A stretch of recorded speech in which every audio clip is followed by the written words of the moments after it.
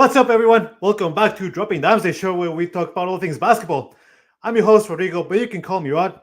And joining me and going into the holidays, it is a man that always gives you buckets. I know it's not Santa, it is Mr. Triple Double. Hey, how you doing, man?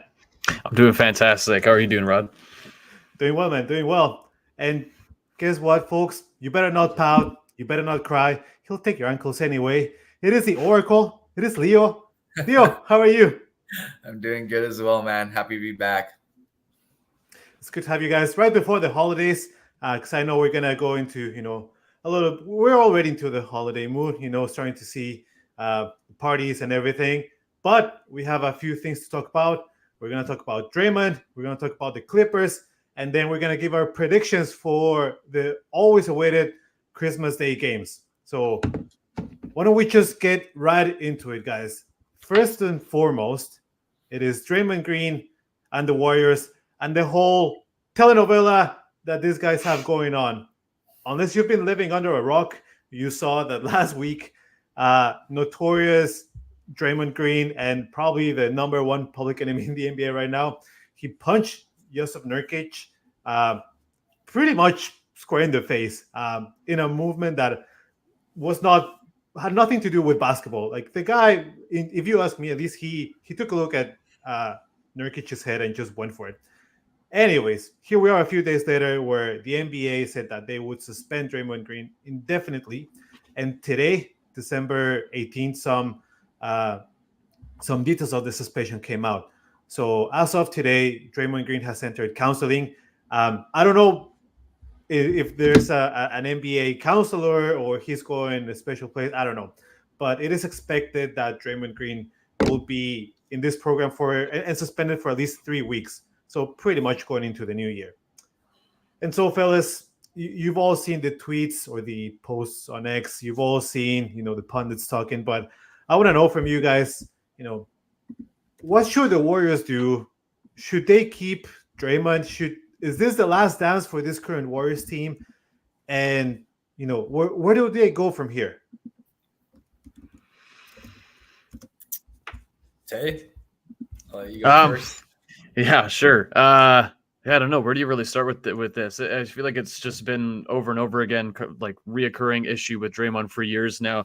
It's nice to see the league take it seriously, at least for once. I think the Rudy Gobert one, I guess he had a little bit of plausible deniability, saying that he was wanting to take him off of his teammate, and he lost track of time. And I get it. You're in the heat of the moment, and maybe you hold on a little too long. I mean, it was a little ridiculous, the chokehold, but there's no real defending the punch. I saw it live, and I was watching with my wife, and my wife was like, "Doesn't Draymond do this every other game?" So, I mean, as watching it through the eyes of a casual fan, that's just a normal expected behavior from Draymond, and I think that's not a good look for the team or for the league, especially if we're looking at getting some new TV deals, which is obviously why they built the IST, and they're trying to get some more eyes on the game or in early season, and people are going to come and watch teams that they like, and one of those teams is the Warriors right now, and unfortunately, you're going to see one of your players assault someone every other game. So, I mean, you'd have to imagine it's going to be at least 5 games since he got suspended 5 for the Rudy Gobert thing. I don't know what this indefinitely thing means. It could mean 5, it could mean 15 or 25 or whatever. It probably doesn't mean that much.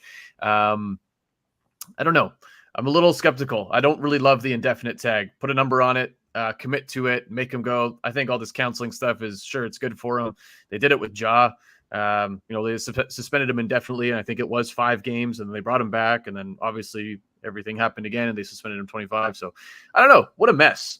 I think it's an absolute mess. It's exactly that. A mess, a proper mess. That's what it is. This is what happens. Anyone who's listening that has a dog, right, and you get a puppy, and if you don't discipline a bad behavior, they'll just continue and repeat that bad behavior. And this is Draymond at this point. He's a little puppy, and he's just learned that the bad behavior is allowed, and he's going to keep going over and over again and pushing the limit. And now here we are, suspended for indefinite amounts of times, going to therapy. Everyone's saying that, maybe he'll change this time or whatever. I don't know. I think it's just garbage. He's not that's the thing where he's not young. This is not a new and upcoming player. I shouldn't have called him a puppy. I shouldn't have called him a puppy. As a puppy, he was taught that he can act however he wants on the floor, and now as an adult dog, a senile, aging, old dog, he has learned that Well, this tell us is how you learned really feel about behavior. Draymond. I'm sick of it. I'm sick of it. It's so bad for the game. It's so bad for the game It because really he's allowed over and over and over again to do these things. When Jokic got ejected the other day for saying "mother effer," right? Like we're gonna eject people for this, but Draymond can be stomping on chests and choking people out and punching Yeah. people. Oh well, he turned around. He was trying to sell the call. He had his fist open. Shut up. Like we can't keep letting this go on because it's just it turns into someone getting punched, and we've all been saying it. How long is it until he actually punches someone? How long is it until he actually does X, right? Like we've seen that the league now is just going to say, well, I guess we'll see how long it is, and then we'll discipline when it happens. It's just ridiculous. Yeah. I mean, coming off of a 5-game suspension and then right back into that kind of behavior is just, it's a slap on the wrist for him. He doesn't really care for it. And it's just, like what you said, where does it stop? I would honestly personally like to see the Warriors move on from him. I think the organization doesn't need that. I don't know of any teams looking for a Draymond Green right now with, what's going on. We spoke a little bit about Ja and his situation last week. Now, granted, Ja is an up-and-coming superstar, so Memphis Grizzlies do have incentives to keep him around and build around him and look the other way a little bit when it comes to stuff like this. But Draymond is just kind of at the end of his career here and is clearly somebody that has anger management issues. And with Steph Curry still playing at the top of his game, I feel like the Warriors really need to just blow it up now. Get rid of Draymond, get rid of Clay, bring back who you can, and see if you can make a push towards potentially getting yourself in a position to win a championship again. I mean, it's a little too late now, right? Like now we're staring down the barrel of the fact that Draymond just signed a new 4-year contract. 4th year is a player option for $27 million, where he'll be 36 years old. Like who's paying for a Draymond Green, especially right now? Value's got to be at an all-time low with him already looking fairly washed on the floor anyways. I just think that there's no real team around the league that's a Draymond Green away from competing. I think that teams have what they need, and Draymond's just showing himself to be a constant negative. You got $27 million that's sitting on the bench. He's been suspended for the 2nd time now this season, or maybe it's the 3rd time. Maybe I lost count. I think it's just getting ridiculous, and it's just such a bad look for the league. It's just I'm glad that they're disciplining it now, but I mean, we'll see when he's actually going to be back because I don't buy it. They suspended John definitely. It was 5 games. I mean, he could be back by Christmas for all we know. Who knows? Yeah. I do think there is actually one team though that is a Draymond away from winning the chip, and I think it's the Dallas Mavericks. I think Mavericks go in and get a Draymond Green, the crazy tenacious defender that he is, that a Luka and a Kyrie needs. I think they're right there, man. I think they're right there. You know what? They would have to move a significant amount of salary in order to make something like that work. Yeah. So you're like, you can't have. Look, just looking at their salary sheet for the next this season, next season, in order to make space for an extra 25+ mil a year on an aging player, I don't know. You're really going all in. You're selling picks, but you're also going to have to sell a bunch of salary as well. Tim Hardaway Jr., Grant Williams, probably both gone in that deal. My whole thing here with the whole Draymond thing is that it's bigger than that. To me, it's a severe lack of leadership in that team. Right? Mm-hmm. We know that Steph is Steph is the best player in that team, but the vocal leader, the soul of the team has been Draymond for the longest time, right? When he went off on KD, we all, and myself included, I'm throwing myself into that bus. We were like, look at him being competitive, holding his guys accountable. He's got that dog, right? He just wants to win every game, but I think right now there's, I'm looking at Steph, I'm looking at Steve Kerr, I'm looking at the front office. There's a severe lack of other leadership to talk to Draymond and say look, man, we need you out there. We need you to be the great player that you've been, that center that can bring the ball up, that can, whip up a pass and maybe shoot the eventual 3. And we need your IQ out there. We don't need you with all this tomfoolery. And that was this last punch in Nurkic. You could see as he was turning around, almost taking aim at Nurkic's head, right? That was not like, oh, I was trying to, establish position and maybe I used my elbows a little too much. No, he turned around, closed fist or open fist, I don't care, but he took a sucker punch at Nurkic that had nothing to do Nurkic with wasn't basketball. he wasn't doing anything. He had his Yeah, hand on his that's hip the or whatever, right? That's Like, why I think it's concerning because you do that, and not to say that I'm from this, I'm from a rough neighborhood or anything, but you did an open run with friends, Yeah. and people will call you out and say like, "What are you doing? We're not here to Mhm. hurt each other."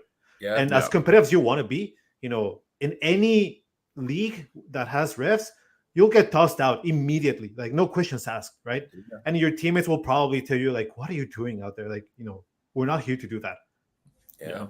it's just an insane lack of respect for his colleagues, his other itself. players, the game For the itself, game itself, the league. yeah. Yeah, it's just it's a Absolutely. bad look, and especially when you're that player who's been on a dynasty team that there's lots of kids that look up to. I think he had like some quote when his kid was born. He's like, I'm going to change my ways. I want to set a good example for my kid as they come up. I don't want them to see me acting out of anger.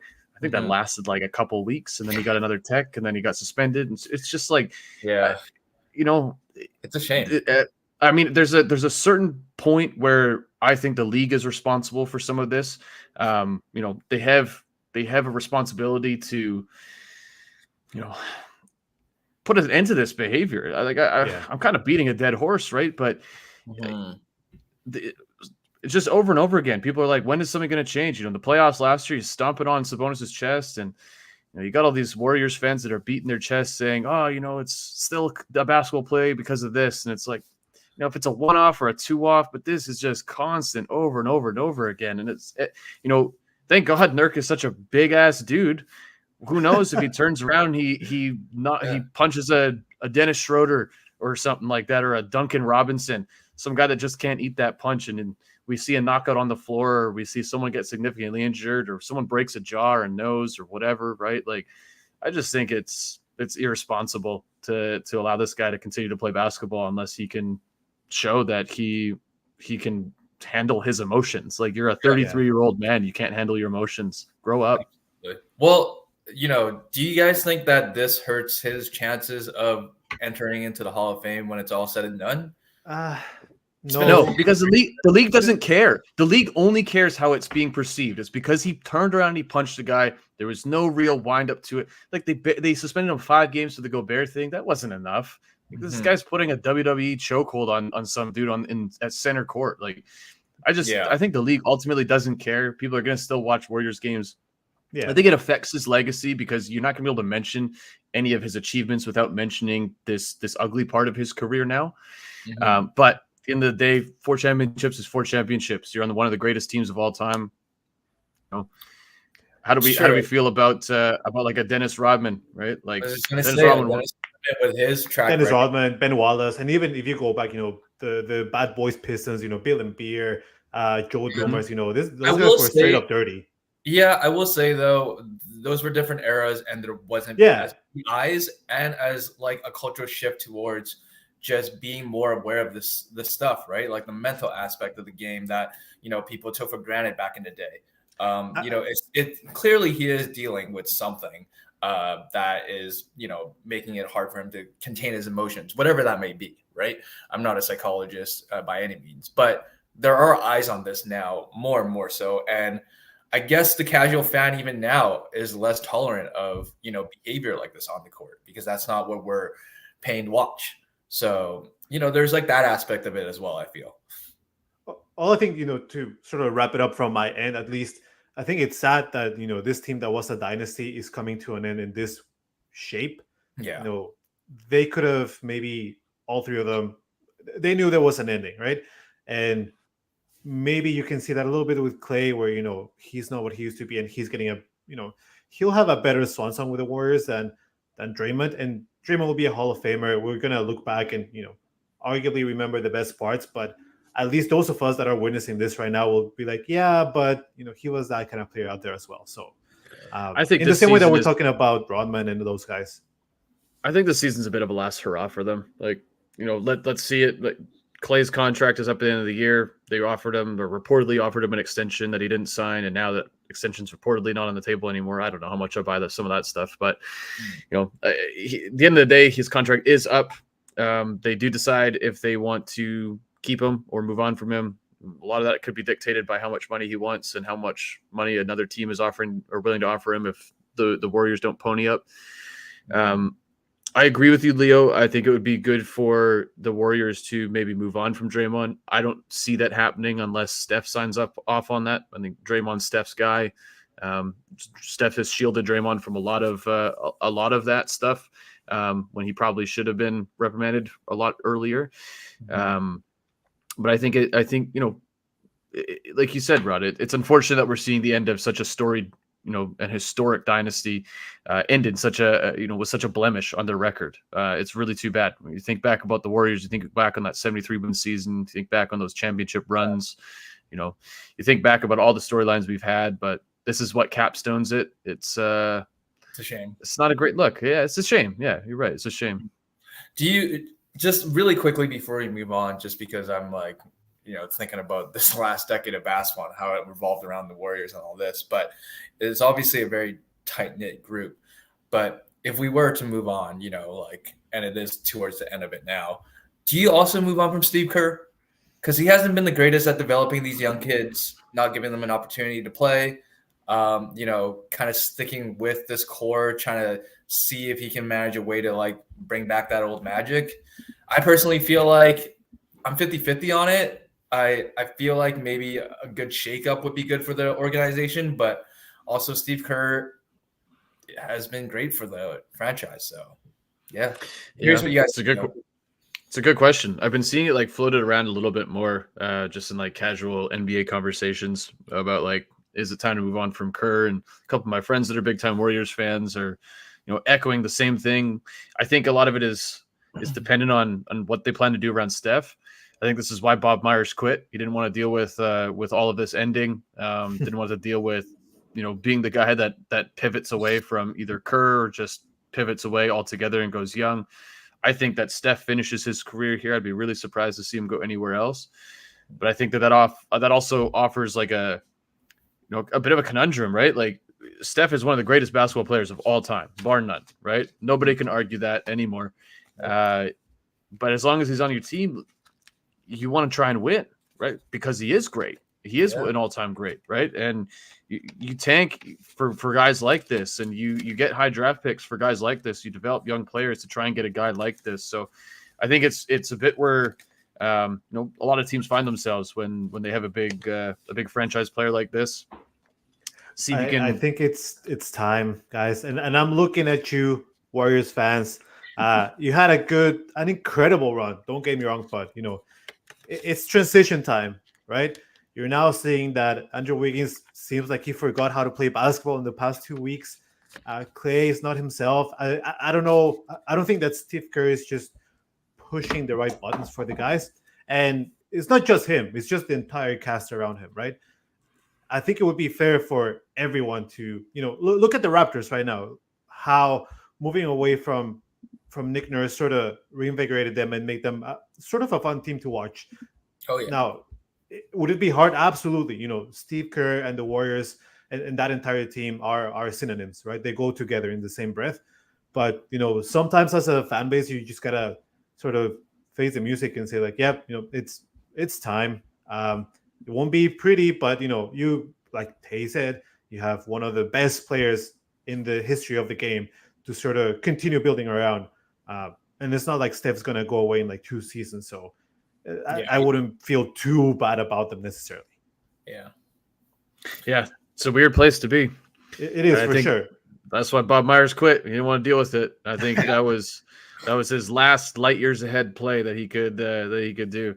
Smart man. But let us know, Warriors fans, how do you feel? Is it time to potentially move on from this dynasty, or do you want to see this last dance play out and see what you can do about it? Let us know. I think we want to hear from you. I'd still like to see this last dance play out. I know they're outside of the playoffs right now, but I just think they're two great Steph is too great to miss the playoffs, barring Yeah. some significant thing. I don't know how long Draymond's going to be out for. They're obviously going to struggle to win without him. They've been struggling to win even with him. I think you gotta finish up the season, right? I think you got to give it one last push. I think they will, but they're not. I don't know if they're like the Clippers, who are amazing right now and making us all eat our words. But I don't know if a lot of noise around the Clippers when they were taking L's, myself incled. Not a lot of noise around them. We're already talking about the other team across the hall from the Lakers. So, guys, the Clippers are clicking. Tay, I remember you and I were quite vocal at the beginning of the season about this team, and I call them pretenders. They're making me eat my words. They're the hottest team right now. They're on a 7-game winning streak. Today, they're gonna get tested against the Pacers. Not the toughest of tests, I gotta be honest. But the Clippers are the last time that they won 8 games was during a 10-game winning streak in 2015.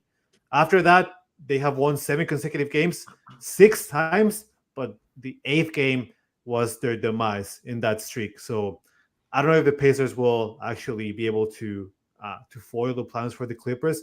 But guys, the Clippers are clicking.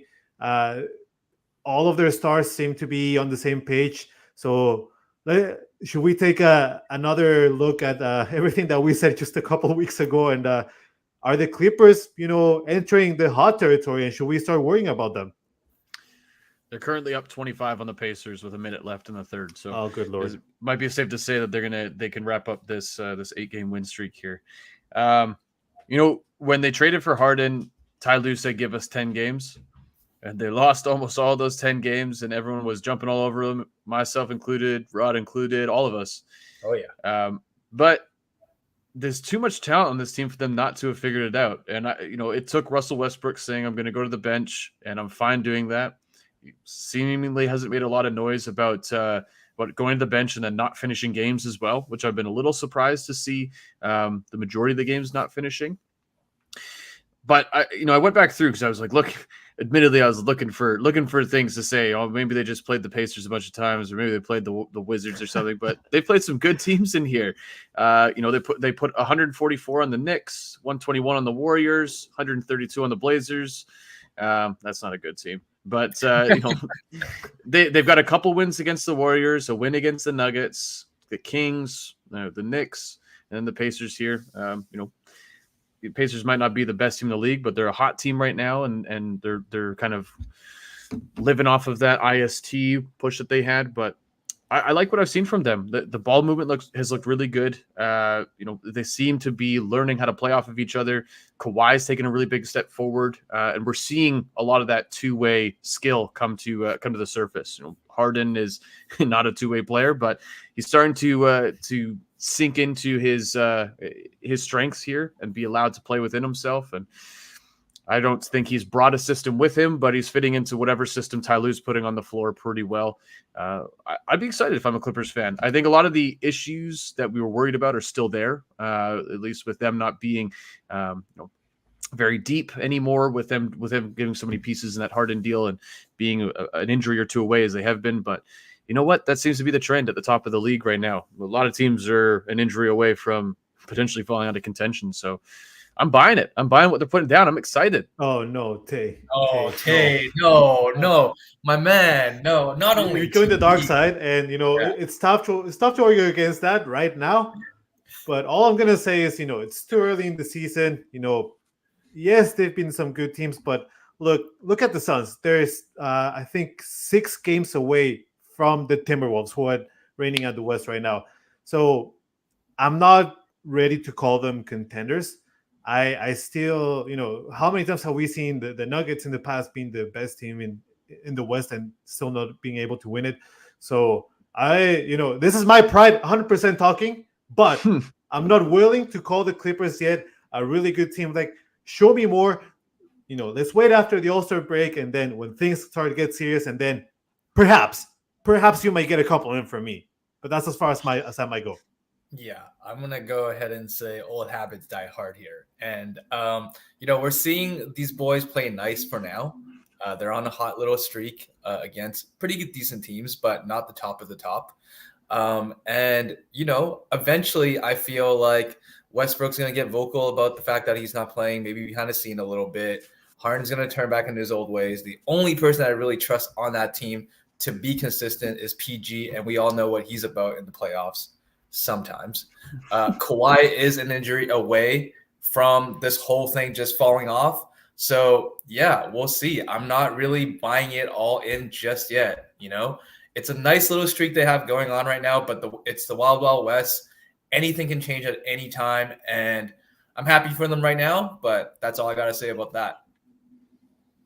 I'm not happy about it at all. For them, I am, but for your sake, I'll never feel bad for a Lakers fan. Oh no, Clippers are doing better than us. It is what it is. I think this topic has, run its course, and before animosity grows, anything else, guys? I will say it's looked good to see them turn it around, regardless of how you think they might be able to carry it forward in the future. It is nice. I think it was getting a little scary. Clippers fans probably getting a little worried. But you give away those pieces, and I mean, this is the final push to go all in now around that PG Kawhi core. Those are two guys that you should be able to win around, and they put some pieces, and Ty Lue's starting to make them fit. So we'll see. They if we can have carry to, it right? forward. Because they mortgage their future. They mortgage our future, and they got that new arena. Yeah, with all those toilets, man. They got to put butts in those seats to fill those toilets. And the window is, I wouldn't say wide open. So this was their all-in move, and it better work out for them. Your all-in move Hopefully. is James Harden, eh? Okay. Yeah, give me all of the drama. Can't wait for them to flush it down the drain. Anyway, flush it down one of their many toilets. They just need to get Draymond in that group, and they're for sure shooting for the championship. If Draymond for some reason ended up a Clipper, I think I would laugh for 48 hours straight. That would be a sick lineup, honestly, if you had Draymond in there. Seeing Draymond on another team would be quite interesting, regardless of what team that even is. Yeah. Clippers jersey would be pretty nasty. That would be hilarious. All right, boys. Well, we're entering the holiday season. As always, the NBA has amazing treats for us with the Christmas Day games. So next week we won't have a show because it's Christmas Day, but we will be watching. But before we hit the Christmas Day games, we're gonna go into each game, give a prediction. We're gonna go in the order that they're gonna be shown. So let's just go right into it.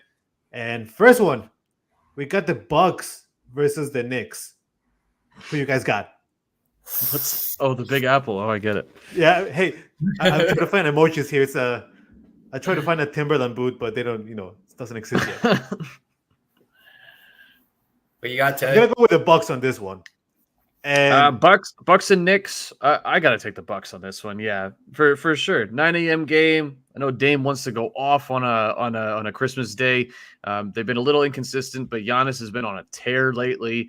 I think that Dame will come ready to play. Is that game. Can we get a little update? Is that in the Big Apple or is that going to be in Milwaukee? That's going to be in the Big Apple. Okay. I still got the Bucks. I believe in them. I don't know how much I trust Julius Randle these days. Yeah. Okay, Rod. I'm gonna go with the Bucks, and I can't wait. I don't think we've seen the last meme of so and so secured the game ball, so I can't wait until someone with a Santa hat just grabs the ball and gives it to Giannis at the end of the game. Yeah, I think I'm gonna stick with my same energy and go against the Bucks. I'm gonna go with New York on this one. Well, I mean, since the start of the season, I've been doubting, and here we are. On a big game like this, just continue that energy. Honestly, Jalen Brunson, did you see that 50-point piece he just dropped the other day? Yeah, perfect in the second half, 12 for 12. So I'm a believer. So we'll see what happens, but I got the Knicks. That video montage of him training with his dad, that was very heartwarming. But no, I would like to see there's something about big games at Madison Square Garden where I just want to see the Knicks losing. And I don't know. it gives me joy for some reason. All right. I'm a little worried about the Knicks interior defense. I know Mitchell Robinson is out and is out for a little while. I forget exactly what his ailment is there, but he is out and probably going to miss that game. That's a big presence inside. Both Dame and Giannis like to get inside and pound the paint, especially early in the game. I'm a little worried for them. That is their interior defense. Their perimeter defense a little bit better. But when he got Giannis on the floor, man, he needs some rim protection. I just don't see it. So Yeah. I think Bucks take it home. So we got put me on Knicks. Put me on the board for a Dame 50 piece. How about that? Ooh, okay. I like that. I like that. Okay. Like Christmas Day performance at MSG. I'm down for it. It's a Christmas Definitely miracle. down for it. Yeah. Let's go. All right, let's go to the next one. And that's Warriors versus Nuggets. Now, this one's going to be spicy, I think. In Denver. It is in Denver. 2:30, so that's an 11:30 game. Oh, that's going to be a nice Christmas morning. Leo, I'm going to ask, but I think I already know the answer. Come on now. It's the Nuggets. It's the Nuggets. Hands down. No Draymond to give Jokic any trouble. Not that he ever did. And yeah, Okay. the Warriors are a bit in a scramble right now. So I don't see them being the defending champs here. I'll go the other way, though, and I'll say a 50 piece by Steph, though, on Christmas Day. But still the loss. But still the loss. All right. Hey, what about you? I think I might swerve here. I might go with the Warriors. Their last matchup was beginning of November. Draymond also missed that game. And Steph had a somewhat decent game, but he didn't shoot the ball very well. 6 of 17 from the floor. I think Denver's been in a little bit of a skid here. I know they're going to want to perform for their home floor at Christmas. Oh man, that makes me rethink it. I'm going to stick it. I'm going to stick with my swerve. I got to stay confident, right? If Leo's going to pull out the Steph 50 piece, I think they're pulling with the dub out. This one's a tough one because these are teams that I do not want to see facing because I wish both of them lost. So I'm just gonna go. I'm gonna stick to my pettiness, and I'm gonna pick the Warriors just because I think they need that extra win, and I just want I want to see that little skid from the Nuggets continue. I want to see Jokic saying, "I wish I wasn't here. I wanted to take Christmas off," and then Steph going for it. Maybe we'll see.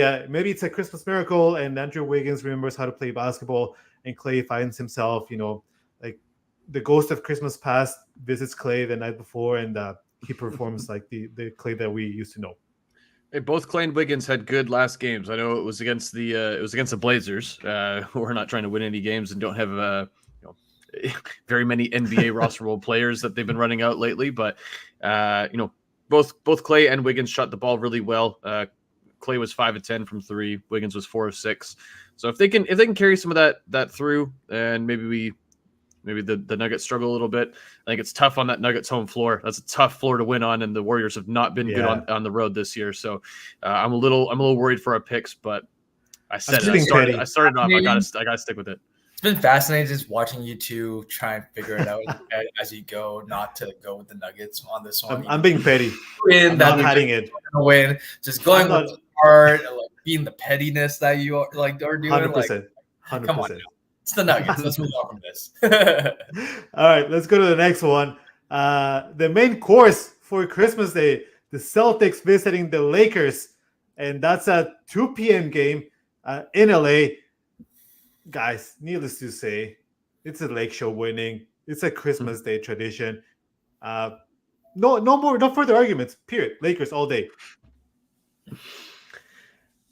Yeah, I mean, LeBron on Christmas Day is a little tough to argue against, but Boston's favored by 2. I think I agree with that. I think Drew Holiday is going to put some clamps on someone. I think Tatum's going to want to show out for Deuce. I think Jaylen Brown's been playing really well lately. Oh, Lakers are a little crazy for my boy Jaylen Brown. I never said Jaylen Brown was bad. I just said he's not as good as Tyrese Halliburton. That was all. And I still stand strong that I was 100% right on that. Yeah. Tyrese Halliburton playing at an MVP level, by the way. MVP level. We ain't talking about Jaylen Brown like that. I'll say that. I will. Lakers are a little banged up. I know LeBron doesn't like losing on Christmas Day, but Grinch stole Christmas, baby. I'm going green. Ouch! Oh, don't be surprised when you get a lump of Colte. Jeez. Oh. Leo, AD are you breaking my heart? Are you Is AD gonna play? Do we know? 100%? 100%. Is Oh, AD yeah. gonna How can you- play though? Is what I'm I've never asking. seen anyone say 100% AD's playing. It's always 50-50. We don't know. He Yeah. could roll out of bed a little. But I'm asking Rod, is AD gonna play though? You know what I mean? Like, is he 100%. gonna play? Is he gonna be the 40-20 machine that we think he's gonna I was be? gonna say. He is gonna be, or is he the I'm putting it on wax. 40 piece from AD, and the Oh. Lakers are Oh. painting Christmas purple and gold. I'll definitely slam the under on that. If AD goes for 40 piece, I'm going with the Lakers. Okay, So, okay, I'll take that. I'll go with the Lakers. You I going like Lakers with a 40 piece? Yeah, I like the way that they've been playing lately. You know, it's I love Christmas because we always get those big games. So Yeah. I think AD with the 40 piece. I don't know about that. I'm gonna go Tatum with the 40 piece. Oh, okay. Ooh. well, someone's on the naughty list now. It's All gonna be right. a good week. Wow. It's gonna be. I mean, all of these are gonna be. Arguably, I think These the are all really biggest good one is matchups. Bucks Knicks, but even that one, at the start of the morning, yeah, hell yeah, give me that. Yeah, All right. a little Knicks upset to start the day, of course. All right, two more here, guys. Sixers versus Heat. This one's gonna be chippy, I think. Yeah, I think this is going to be the Sixers. The Heat have been playing really well. Jimmy is a fantastic closer. He is going to show up that day, but I just feel like Embiid's just, I don't know. I know he was the MVP last year, arguable, but like he was, and he's found another gear, a bit more confidence, trusting his team a bit more. Maxi's still there doing his thing, and yeah, I think he closes it out on Christmas Day just to make a statement. I don't know if it's going to be another 50-piece like prediction that we've all just been throwing around this whole time, but I do see the Sixers coming out on top on this one.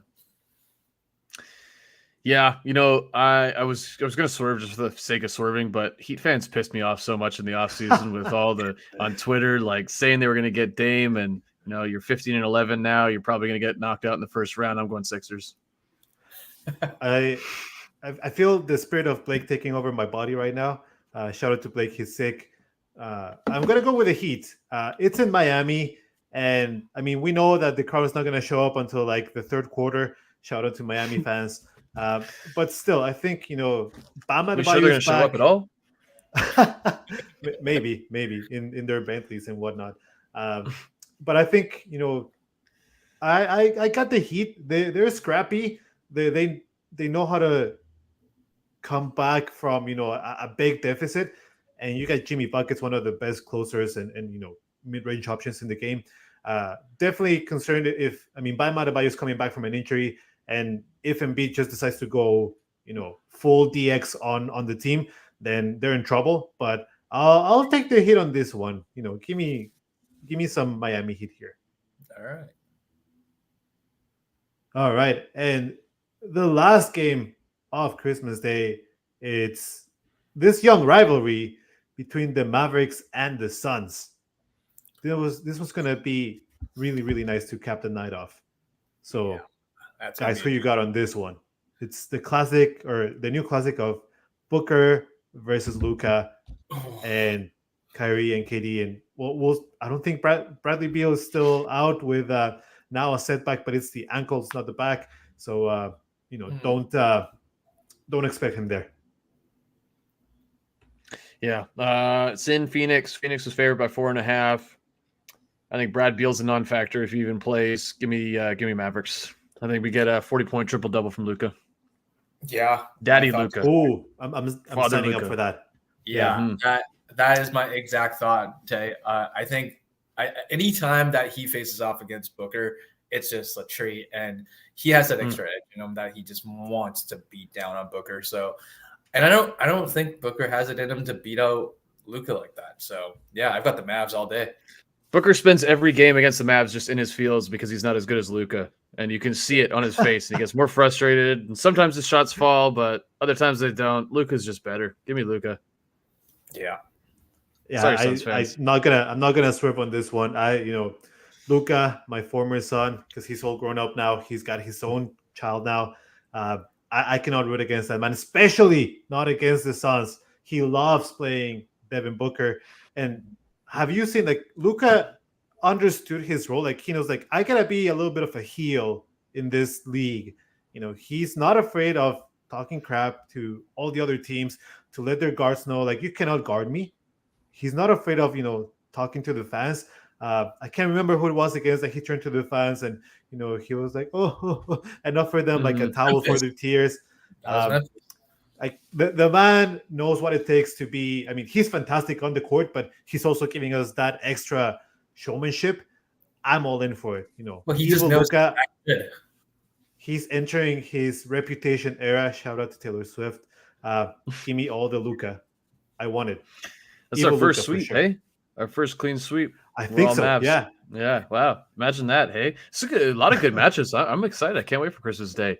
Yeah. We're good week of basketball ahead of us. We got Ja back as well. It's gonna be fun. Yeah. It's gonna be really, really, really fun. Yeah. Shout out to SGA hitting that game winner over the Nuggets the other night. That was what a beauty.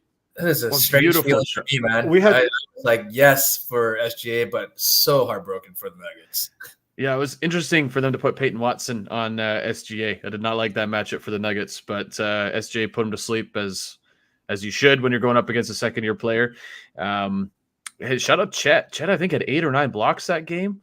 Yeah. And he's sitting at halftime right now against the Grizzlies with 5. So, man, I don't know. He's up there, man. That Rookie of the Year race is going to be nice and close. It's going to be a good one. He's been playing really, really, really well lately. He's been playing. I can't wait until we get to post All-Star break, because then that race is just going to take over the entire media cycle. We're going to see Wemby, and I already hear a lot of the great stats, bad team, and with Chet, it's going to be so close. It's going to be. Honestly, this is going to go down to who votes for whom and who gets to vote as well. Yeah, I think so. Yeah. But speaking of rookies, just before we wrap things up here, I want to hear your take on Scoot Henderson there, Tay. What's going on over there in Blazers? I've been really happy with what I've seen from him. He struggled coming in, and he got hurt right away. Disappointing. He's got the goggles on now. I guess apparently he just couldn't see for his whole life, and so he's got contacts that he's wearing now. He's been progressing, and he's been getting better every game. And his shot might not fall, and he might turn the ball over a bunch, but he's got a positive assist to turnover ratio, which is very promising for a rookie. He's 19 years old. We're asking him to run an NBA franchise, or the offense for an NBA franchise. He's looked really, really good on both ends. Really good on defense. Reminds me a little bit of like a Mike Conley type comp. And so if we get a Mike Conley, that's Mike Conley was a really good player. I think Mike Conley was drafted top 5 as well. I've liked what I've seen from him. I know people are kind of killing him, and when you're in a draft with Wemby, it's kind of rough, but he's got a good command on the floor. He's fast. He doesn't really have good control over his body yet. He sometimes gets himself into situations that he shouldn't, just dribbling too much, or putting his head down and getting into the paint and getting offensive foul. But his vision is insane. Some of these passes that he can hit, so he's getting guys for open shots, and his assists would be higher if we had some better people that can make some of those open shots. So, all in all, it wasn't the start we wanted, but it's getting there. I'm excited to see what he looks like post All-Star break and when the season's over. 19 years old. My expectations were pretty much on the floor. Jury's out on whether he's going to be a franchise player or not. I think Shaden's starting to take that mantle, and we're starting to see some really good things from Anthony Simons as well. Man. He's so exciting. Jesus. Wow. Yeah. That's pretty much how all Blazers fans feel about Shaden. Yeah. You've got some nice pieces down there, man. It's exciting. We own the Warriors' first round pick this year, so I'm right there with you guys, praying on their downfall. I think it's a top 4 protected pick. So as long as it falls in the lottery, but outside of the top 4, I'm happy with that. We've got a bunch of picks down in the future from the Celtics and from the Bucks. So No, I'm really excited. It was a rough offseason. You never want to lose a franchise player. I'm happy he's on the Bucks. I think he's going to have a great playoff run, and we'll see how far they can make it. And the Blazers got a mint reload where we're tanking and we're going to get some picks, but it's really all about development. And we've got those pieces, and it's starting to fill out the edges as they grow. It'll be interesting. There is a question that'll come down between the guard rotation with Scoot and Shaden and Anthony Simons. I think Blazers fans are a little sick and tired of running a 3-guard lineup. We're not trying to win right now. We can run the 3-guard lineup and see what we got in each of them. But I think there's going to be a decision that needs to be made between, picking 2 of those 3 at some point. I think a lot of that is dependent on where development is at a certain point. If we think that Shaden and Scoot are going to grow together, if we think that Ant and Shaden can be a little bit better, who knows? Those are some questions that I'm happy I'm not the one that needs to figure out how to answer them. But to answer your question, I've been really, really encouraged and really excited about Scoot Henderson. All right. I haven't been watching the Blazers that much, so I have no idea. Nobody's watching the Blazers. Nobody ever watches the Blazers. That's why you got me. That is why we got you. All right, folks. Well, thank you as always. And for those of you watching, make sure that you subscribe to our YouTube channel. Tell your friends that now you get to chat with us live on YouTube.